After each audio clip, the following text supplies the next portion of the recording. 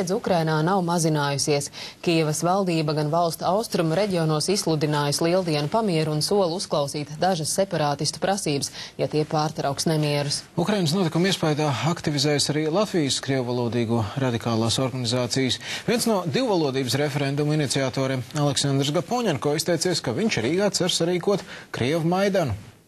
Ženēvas četrpušu sarunās pieņemtā prasība par visu nelikumīgo grupējumu atbruņošanu un nelikumīgi ieņemto ēku atbrīvošanu vēl nav realizēta. Separātistu kareivīgums aizvien pieaug. Slovjanskas separātistu līderi aicina vietējos iestāties tautas kara draudzē un ziņot par visiem pilsētā pamanītiem aizdomīgiem cilvēkiem, īpaši tiem, kas sarunājas ukraiņu valodā.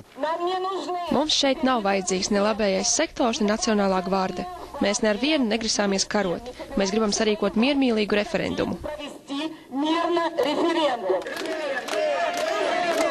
Tikmēr Krievijas anektētās Krimas iedzīvotāja eiforija par pievienošanos lielajai kaimiņu valstī pamazām noplok. Kubaņas Krievi masveidā izpērk Krimas veikalus, jo pussalā vēl joprojām daudz kas maksā lētāk nekā Krievijā.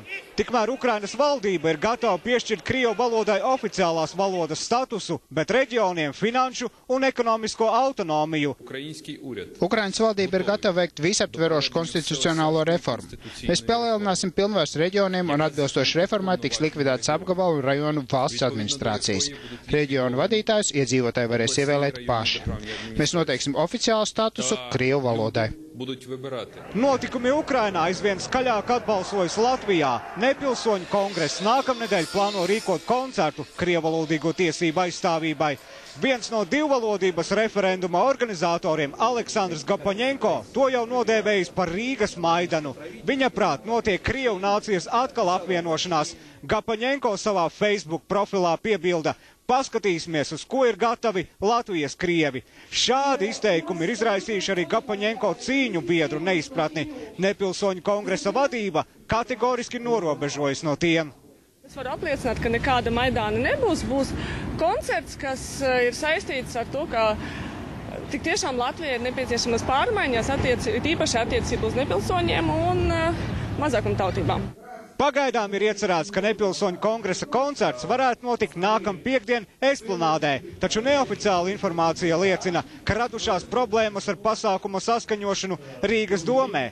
Par Gapoņenko izteikumiem zinot arī drošības policija.